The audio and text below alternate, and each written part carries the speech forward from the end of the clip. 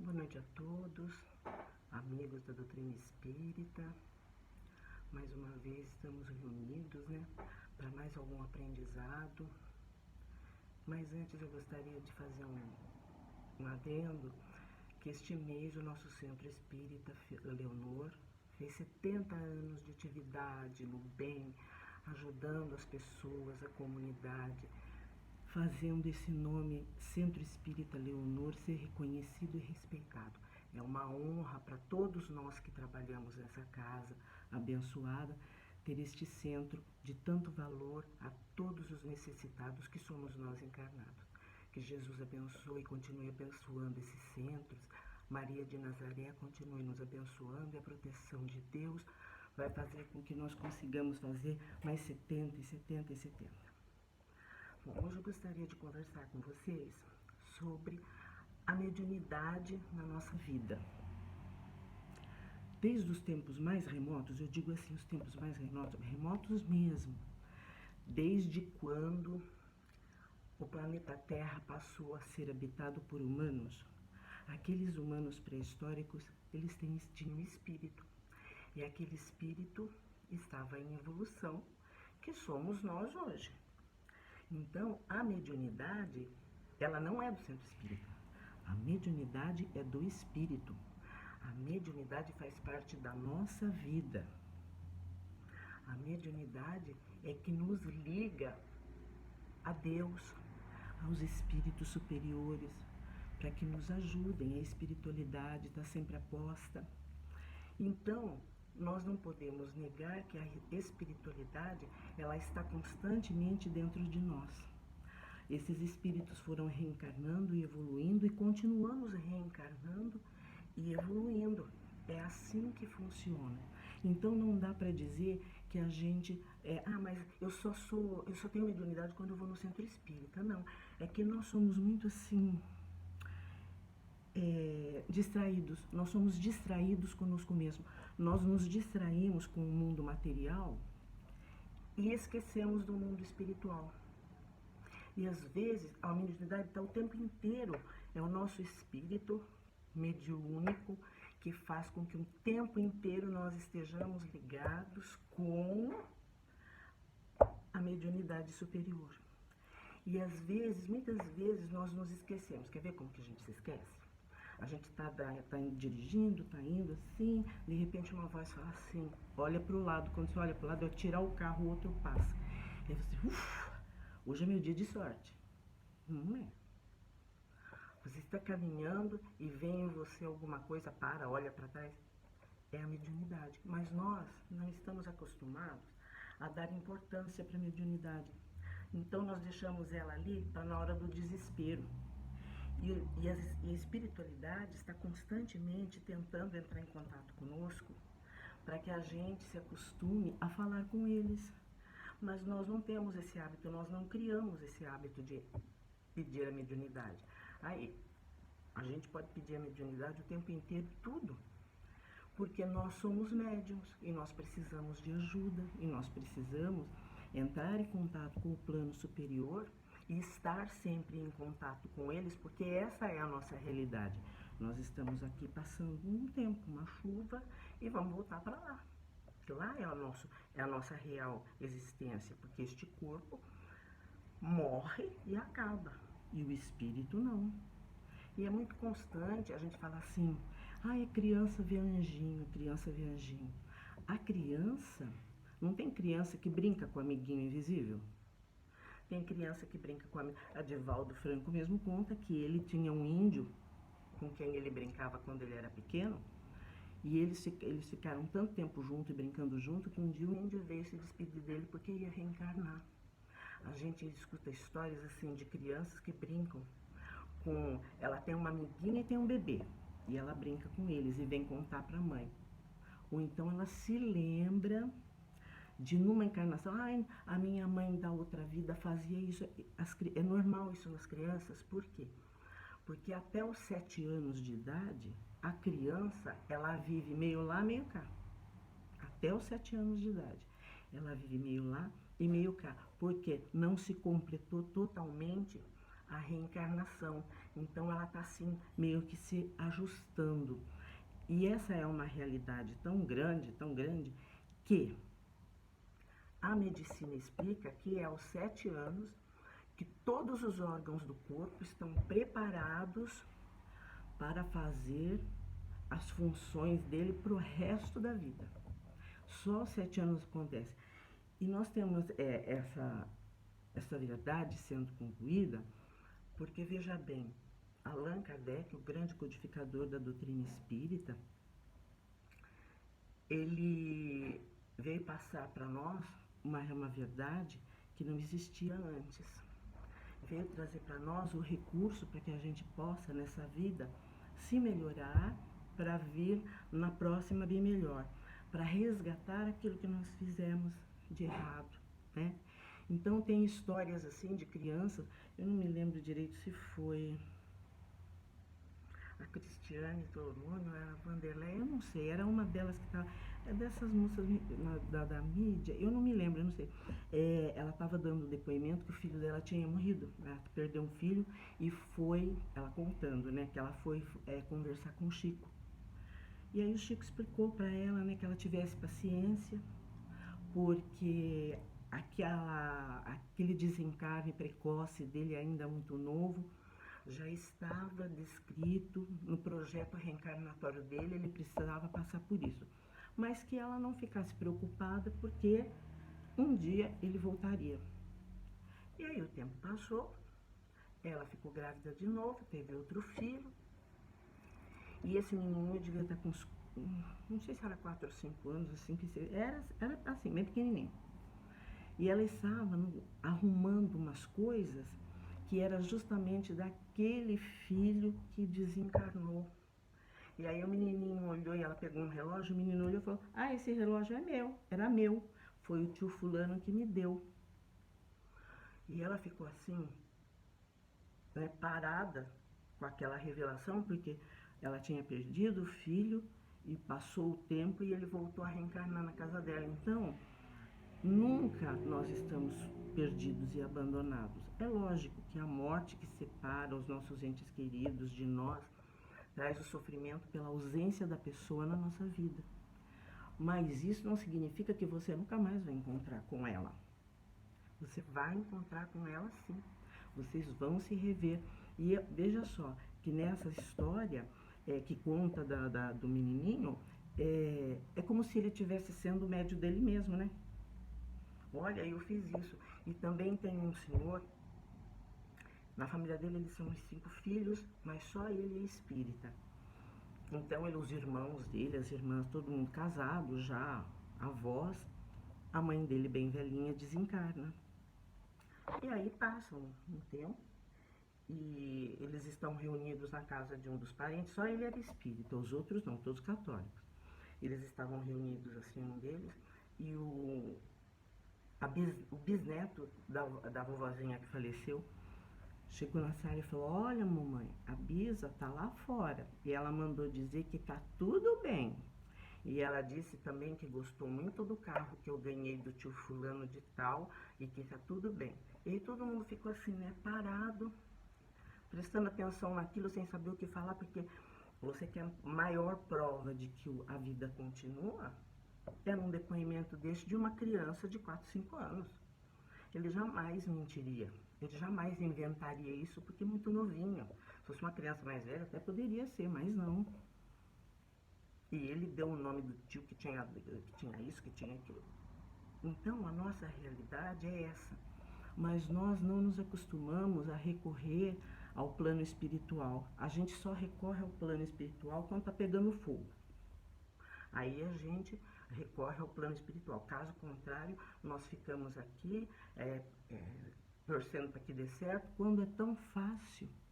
É só você elevar o seu pensamento e pedir a ajuda do plano espiritual. A ajuda vem na hora, é um raio. Se você pedir alguma coisa, espere que você vai ver como você vai receber o que você está esperando.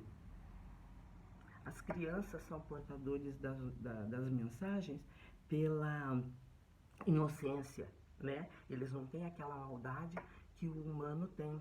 Mas também a gente precisa se preservar muito quando tem uma criança com dons mediúnicos dentro de casa, porque os adultos costumam ser perversos com as crianças que têm mediunidade. Existem aqueles pais, né, que querem ganhar dinheiro em cima daquilo, e isso traz um sofrimento enorme para a criança, porque quando a criança vem com o dom mediúnico, esta mediunidade, ela é uma mediunidade de correção de erros passados. Então ela tem um compromisso com a coletividade. E esse compromisso que ela tem com a coletividade, ele faz gerar muitos fluidos nela. E aí ela entra em pânico porque a cabecinha dela não entende aquilo. E uma criança não tem como trabalhar num centro espírita. Não tem.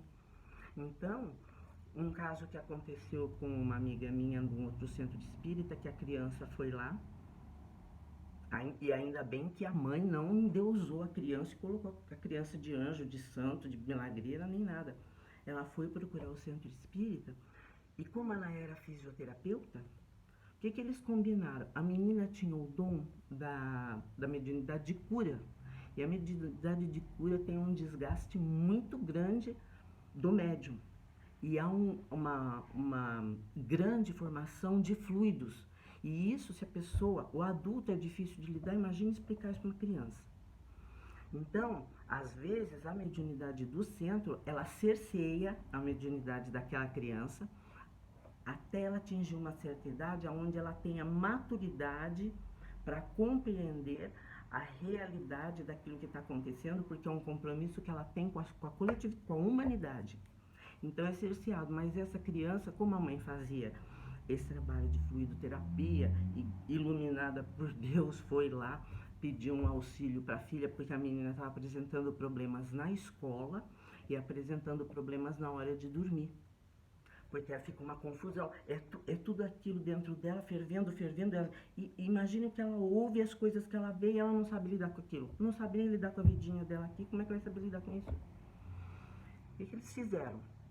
Por isso é bom a gente sempre frequentar um centro que seja sério, aonde tenha trabalhadores sérios, aonde exista estudo, para que a pessoa seja entregue à espiritualidade da casa, para eles resolverem como vai fazer, porque até os diretores, eles mesmos, às vezes, eles não têm visão de tudo, e o plano espiritual tem. Então, o que eles fizeram? Pediram para a mãe escolher um dia da semana que ela pudesse ir ao centro junto com a menina. E colocaram ela numa sala, e aí a menina sentada, ela longe da menina, a menina sentada numa cadeirinha, entrava a pessoa que estava precisando de ajuda e ela dava aquele passe fluido, aquele passe, e junto com aquele passe da casa espírita, ela fazia a massagem no lugar onde doía, porque é assim, meus irmãos, quando o corpo apresenta uma dor, o espírito já está cortado. Então, ela fazia todo aquele trabalho em torno da pessoa e a criança ficava de lado sem falar e sem pôr a mão em nada. Então, ela só ficava ali para ser administrado os fluidos nela, para que ela tivesse uma vida normal. Ela era uma criança, ela tinha que ter uma vida normal. E isso foi feito muito tempo e a menina simplesmente não fazia nada. Ela só ficava prestando atenção no que a mãe fazia, né? E foi explicado para ela que aquilo era uma doação que a mãe dela estava fazendo, de doar o tempo e o trabalho dela em prol das pessoas doentes que iam no centro, que não tinham como pagar. E cada vez que saía uma pessoa, era lido um trechinho do Evangelho e rezava um Pai Nosso. E a menina ficava ali quietinha. Isso foi equilibrando a vidinha dela. Mas isso é um centro que tem uma visão, é um conhecimento, porque os estudos não param. Porque se for num outro centro é muito difícil. Quantas vezes a gente não vê através de centro espírita leitura de tarô, horóscopo, e aí paga. E aí tem aquela cobrança indireta. Ah, não, você dá o que você puder. Olha, Se você tiver que ir no centro e tiver que pagar, não vá. Não vá. Não vá porque não vai ser bom para você, não vai ser bom para ninguém. Não vá, porque tem determinados centros que você vai e o que acontece? Você chega lá e tem uma entidade que quer beber pinga, que quer fumar charuto. Então a gente pergunta assim, é mediunidade? É. Tem espírito ali? Tem. Mas são espíritos que estão ainda muito ligados à materialidade. Porque quem precisa fumar, tomar cachaça, comer não sei o quê, somos nós que estamos encarnados. Então são espíritos que estão ligados a baixas vibrações. Porque espíritos de alta vibração não fazem isso. Então a gente precisa ver, por exemplo, eu vou ser operado, eu vou me internar.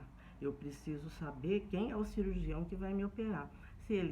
Porque o cirurgião que vai manusear o bisturi, ele estudou, né? Ele se formou, ele é uma pessoa de conhecimento, não é uma pessoa qualquer que chega lá da rua e pega um bisturi e abre uma pessoa dentro de um centro espírita. Não é assim. Então qualquer um pode operar? Não, não é assim. A gente tem que saber da onde vem aquele centro espírita, quais são as atividades, quanto tempo ele tem ali. Porque é muito difícil. Hoje em dia a gente está enfrentando dias assim, bem bicudos, né? Então as coisas são complicadas e elas são complicadas o tempo inteiro. Então é difícil para a gente realmente entender o que é que está acontecendo no centro espírita. Mas quando você vê um centro espírita, por exemplo, como o Leonor, que é um centro espírita de gabarito, de confiança, porque as pessoas que trabalham ali dentro são honestas, senão não duraria 70 anos, gente. Uma coisa que é falsa, uma coisa que é perniciosa, ela não dura 70 anos. Então, quando a gente encontra um centro espírita que tem todo um aval de comportamento, a gente pode entrar lá sossegado e saber que, às vezes, pode ser que alguma coisa não dê certo, mas não depende também só do centro espírita. Depende da programação reencarnatória de cada um. Às vezes pode ser que haja alguma coisa que seja um paliativo para aquele momento, depois vai surgir. Então, tudo isso é levado em conta dentro do centro espírita. Nada fica para trás, nada. E a gente precisa entrar em contato com o nosso anjo guardião, que nós não temos o hábito de pedir nada para ele.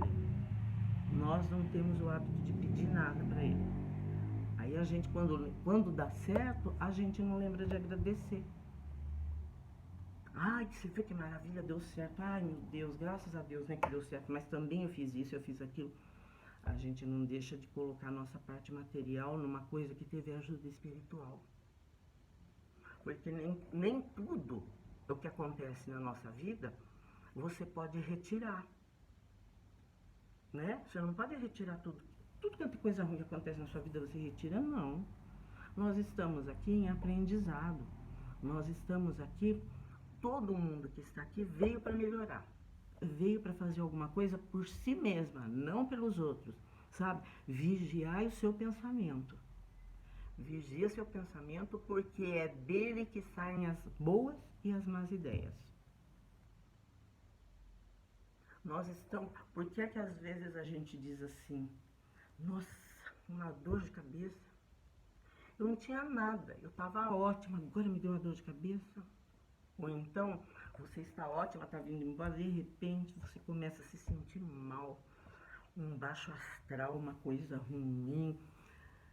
Dá até tremedeira de pensar, meu Deus do céu, você chega em casa. É simples, funciona assim. Nós somos espíritos, somos médiuns, né? Somos todos médiuns. A nossa espiritualidade, ela gera um campo energético em torno de nós. Cada vez que um mau espírito se aproxima deste campo energético, o que acontece? A energia cai e você entra na vibração daquele espírito. Então, você pergunta assim, mas esse meu mal-estar, ele veio da onde? Eu tive algum aborrecimento? Aconteceu alguma coisa? Eu comi alguma coisa que me fez mal? Não sei, eu estava bem entonada. Não sei. Então, é porque o que está acontecendo com você é uma influência mediúnica. Então, o que é que nós temos que fazer? Vamos às preces. Aí você para o que você está fazendo, olha para o seu mentor, que na hora em que você para, eleva o seu pensamento em Deus, contata seu mentor espiritual, ele se aproxima de você e na aproximação dele, com a energia dele, que é uma alta frequência e a luz que ele tem, ele tira a energia negativa. É assim que funciona.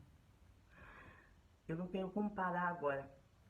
Fecha os olhos, reza um Pai Nosso e entra em contato com o seu mentor. E espera.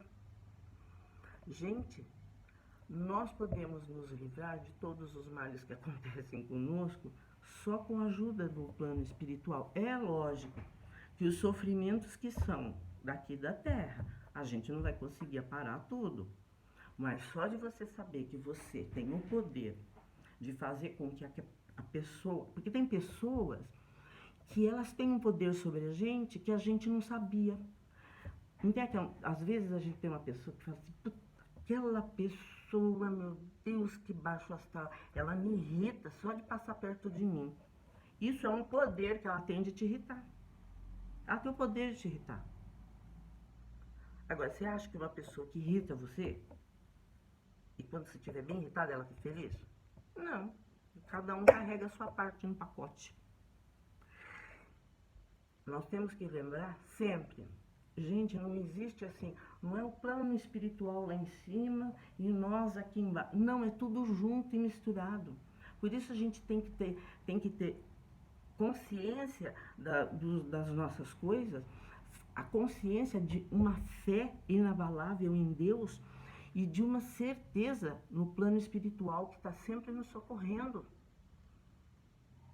Nós não podemos esquecer de nada disso. O plano espiritual está sempre do nosso lado nos socorrendo. A gente que não tem o hábito de ir atrás dele. Tem gente que diz assim, nossa, mas hoje eu estou numa maré de azar, mas numa maré de azar, que se tivesse uma fila no mundo, o último lugar era meu. Está na hora de se isolar em prece. Se concentra. Esquece tudo que está em volta, porque não é sempre que a gente consegue se fechar num canto para que as energias fluam e sejam recebidas à mesma potência. Fecha os olhos, entra em contato com o plano espiritual, pede ao seu mentor que te ajude para que nada daquilo tenha influência sobre a sua vida, para que nada daquilo se aproxime de você e possa estragar alguma coisa dentro da sua vida. Nós somos muito... nós usamos muito mal o nosso corpo. Nós não usamos 10% do nosso cérebro. Não sei nem quantos por cento da nossa espiritualidade, da nossa mediunidade. Porque também a gente tem que levar em consideração uma coisa. Os países orientais, eles são muito mais espiritualizados do que nós. E nós, ocidentais, o que acontece? Nós fomos durante muitos anos dirigidos, todos os países, pela Igreja Católica, não é?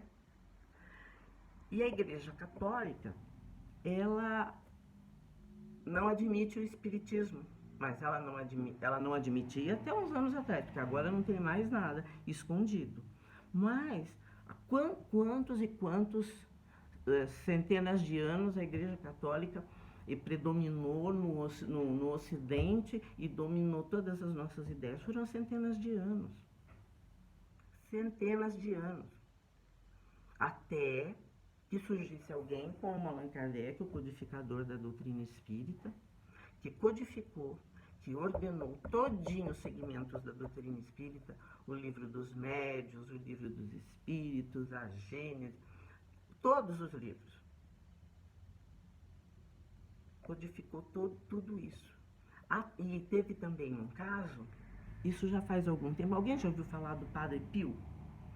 Ele era antes de ser sacerdote, era uma pessoa comum, e ele era muito destrambelhado. Sabe por que ele era destrambelhado? Ele era médium. E ele era médium vidente. E ele tinha poder de cura. E era de mediunidade ostensiva. E a mediunidade dele permitia que ele viajasse, que ele fosse e voltasse para outro país, para outros, assim.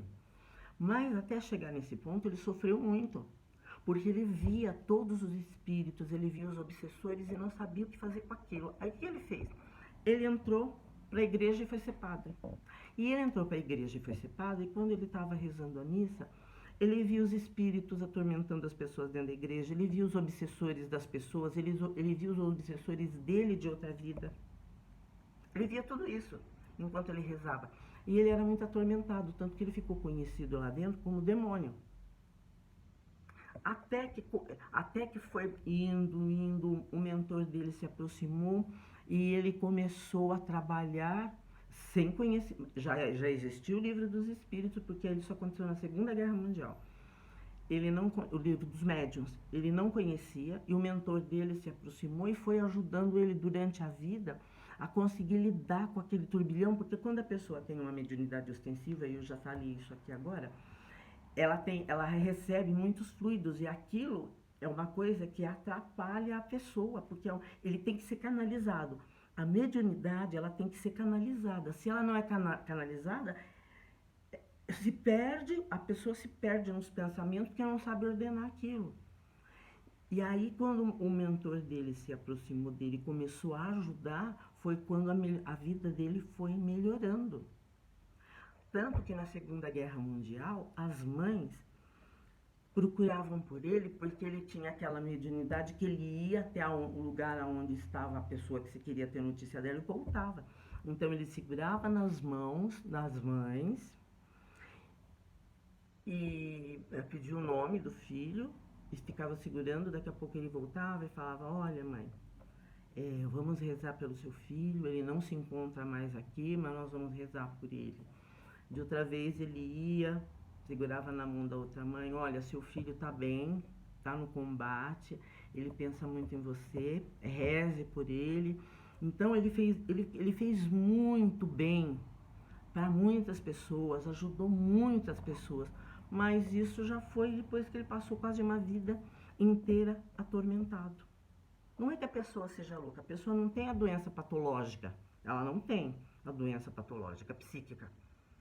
Ela tem transtorno, que é diferente, é um transtorno por causa dos fluidos que estão se perdendo nela, ela não sabe fazer com aquilo porque não sabe canalizar. Então é isso que acontece com a maioria das pessoas. Os manicômios, há muitos anos atrás, eles estavam repletos de médiums. E todo mundo tratando eles como louco. Tem gente sendo dopada. Ele não tem nada de louco, ele não tem nada de nervoso. O que ele tem é excesso de fluido, o que ele tem é uma mediunidade que está explodindo. Agora, todo mundo ouve falar de mediunidade e ninguém nem se espanta tanto mais, porque é uma coisa que... É lógico que tudo que está escondido um dia vai vir à tona. Não existe nada que não venha. Tudo que está escondido vai vir à tona. A Igreja Católica quis esconder, dizendo que não existia mediunidade, quando eles estão repletos de documentos que existia sim. Mas, para dominar o povo, eu também não posso ficar falando isso, porque cada um, e a religião é uma coisa que ninguém discute, só que as pessoas têm o direito de saber a verdade. Ninguém está dizendo que quem é espírita é macumbeiro, não é assim.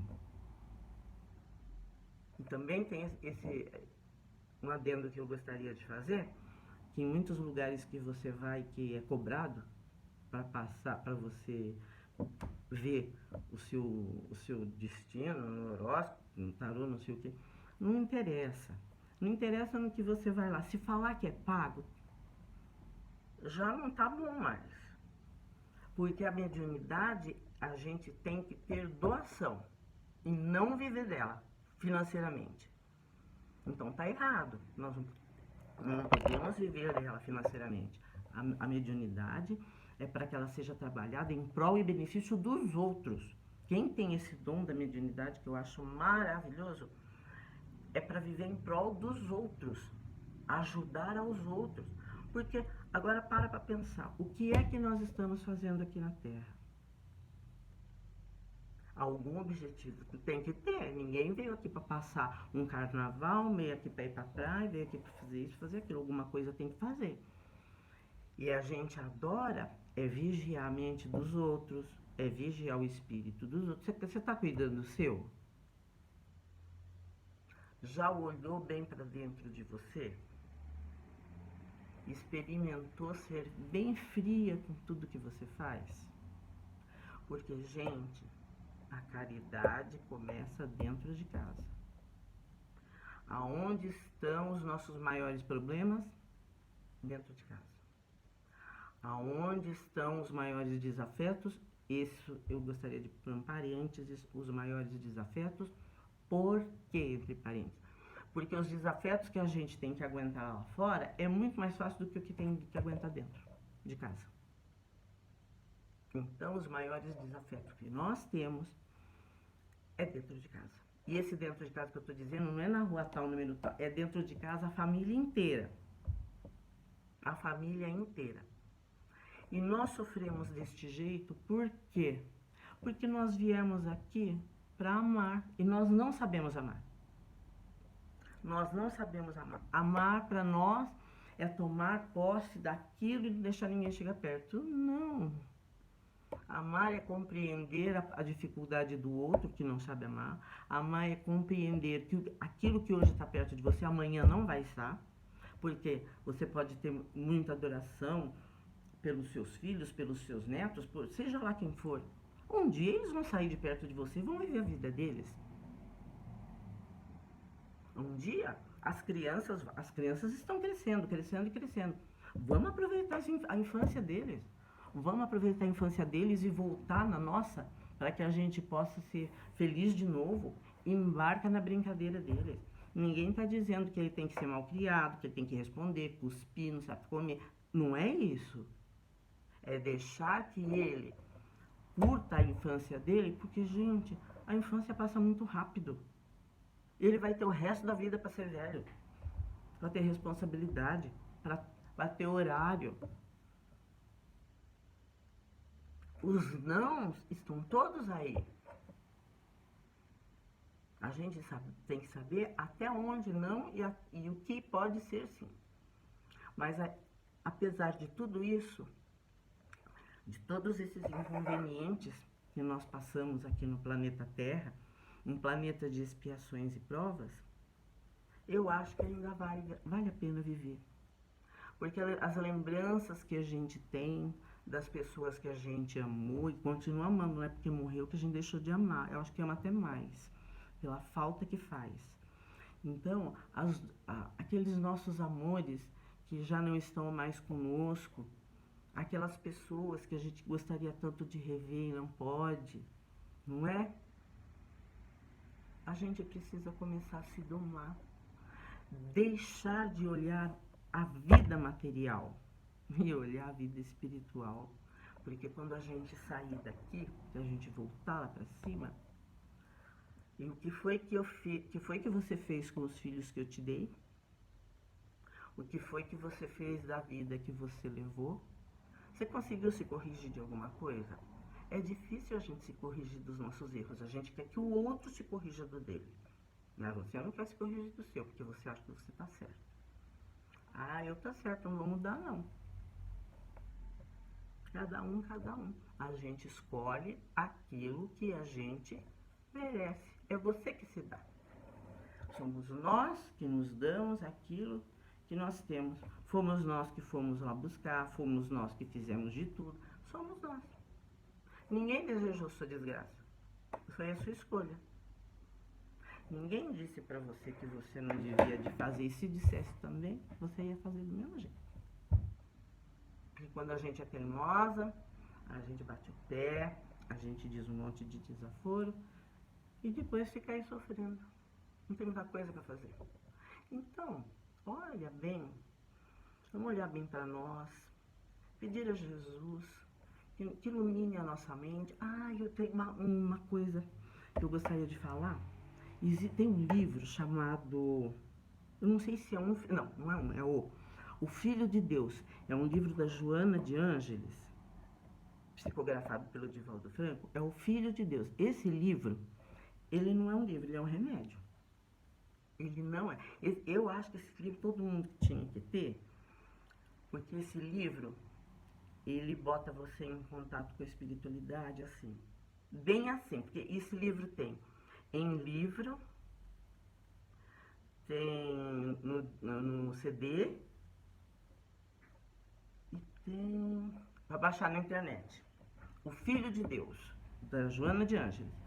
Quando você começar a ler o livro O Filho de Deus, você está com um problema, você está num baixo astral danado, e você abrir aquele livro, tenha a certeza de que Joana de Ângeles está falando com você. Porque vai ser exatamente aquilo que você precisa ouvir. Esse livro é fantástico.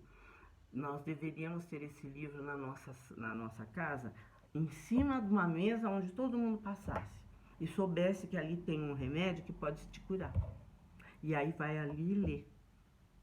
Esse livro é maravilhoso, é uma receita dada por gente que já leu e que fez esse testemunho, deu esse testemunho de que o livro é uma coisa que faz você mudar sua vida. Gente, não custa nada, a gente gasta tanto dinheiro com besteira, não é? Compra um livro que vai ajudar você a melhorar a vida, a sua e a de quem mora com você. O Filho de Deus, Joana de Ângeles.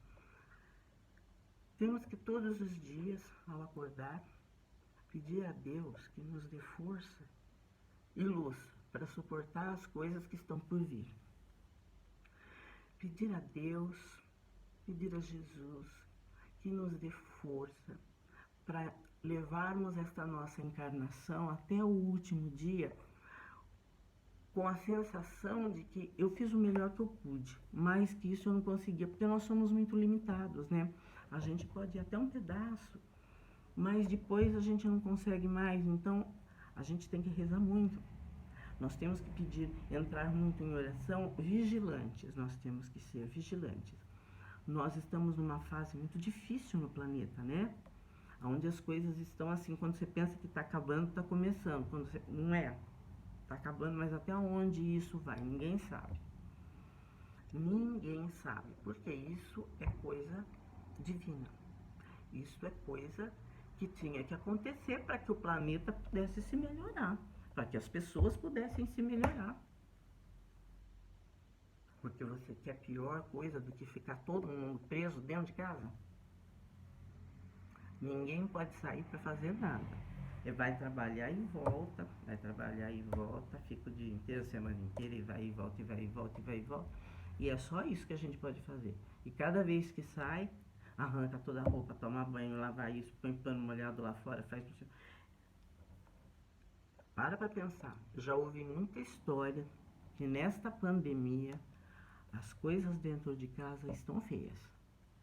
Porque todo mundo junto ali dentro, trancado, um tendo que conviver com a cara do outro, com o jeito do outro 24 horas por dia. Não é fácil, não é fácil, mas a gente vai conseguir transpor isso. E nós vamos conseguir transpor toda essa dificuldade só com oração. E se a gente não orar? Se a gente não se recolher dentro de nós mesmos, sabe uma coisa que nós não fazemos? A gente precisa calar a nossa mente, calar os gritos da nossa mente, tranquilizar o nosso coração e levar o nosso pensamento em Deus e estarmos em paz, numa calma, para nós conseguirmos entrar em contato com a espiritualidade. Mas para isso, nós precisamos acalmar a nossa mente. Nós precisamos esquecer um pouquinho do nosso corpo físico. Nós precisamos esquecer um pouquinho dos problemas que nós temos no dia a dia. É conta para pagar, que não é brincadeira pagar conta aqui, né? É um monte de conta para pagar, um monte de coisa para fazer. Mas nós precisamos arrumar um tempinho para acalmar a nossa mente. Porque a nossa mente, ao contrário do que a gente pensa, ela não fala, não, ela grita. E quando as coisas estouram no nosso corpo, olha, meu filho, o espírito já está dilacerado. Então, viver em comunhão com Deus, o máximo que você conseguir. Eu sei que eu não vou conseguir 24 horas por dia, não dá, porque a gente tem filho, tem criança, mas tem uma hora que para tudo, naquela hora que você fala. É simples, gente, não precisa nenhuma hora que pare. Vai no banheiro. Vai lá no banheiro, porque a espiritualidade de Deus não vai ligar que você está no banheiro rezando, viu? Ele não está nem vendo que você está no banheiro rezando. Ele está vendo uma pessoa em oração pedindo ajuda. Vai lá no banheiro, se tranca e reza. E pede. Acalma a mente. Não deixe a sua mente gritar dentro de você todos os problemas que você tem. Acalma a sua mente. Peça seu anjo de guarda que a ilumine, que ajude, porque não é fácil a gente fazer isso sozinha. A gente não está acostumada a acalmar a mente. A gente não está acostumada a ficar em silêncio. A gente só fala, fala, fala, fala e não ouve o que os outros têm para dizer. Então, acalma, faz a sua mente parar de gritar dentro de você. Porque ela é escandalosa, viu? Ela grita tudo por causa do ego que está sendo pisoteado.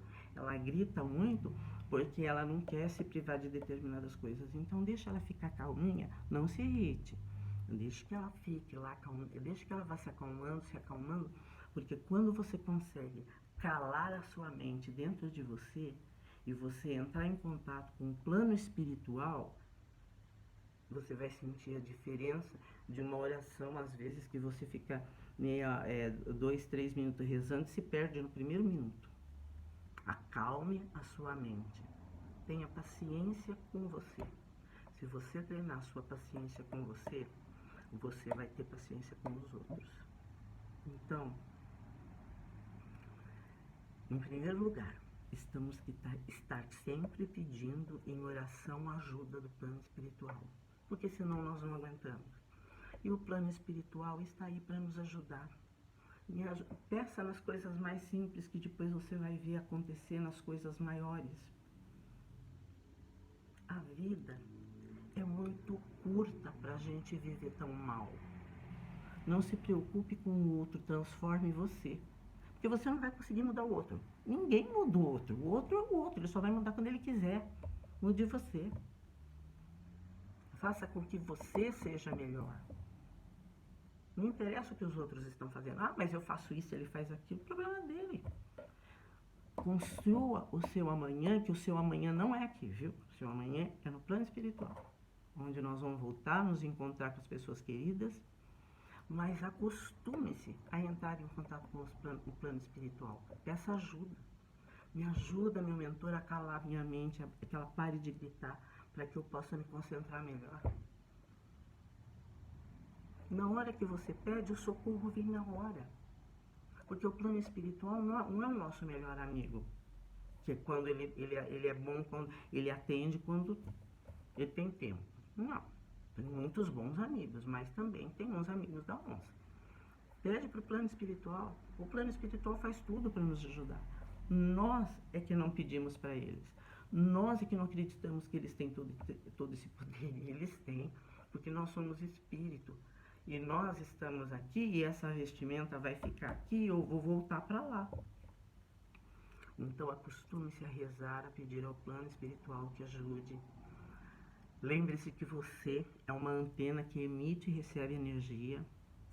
A sua energia, o equilíbrio da sua energia é que atrai para perto de você coisas boas ou coisas ruins. E a gente passa o tempo inteiro brigando para realmente espantar as coisas ruins e ficar com as boas. E é isso mesmo que a gente tem que fazer.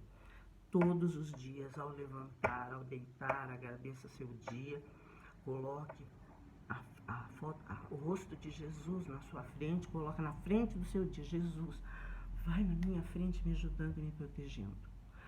A nossa casa espiritual é um grande, grande lugar de recarregar as energias. Porque quando a gente entra naquela casa abençoada, você sente fazer a energia que tem lá dentro dos bons espíritos. Então vamos nos acostumar a tratar com os nossos espíritos, tratar com o anjo da guarda, a tratar com o mentor espiritual, guia, que nos ajude, a espiritualidade da casa que nos proteja.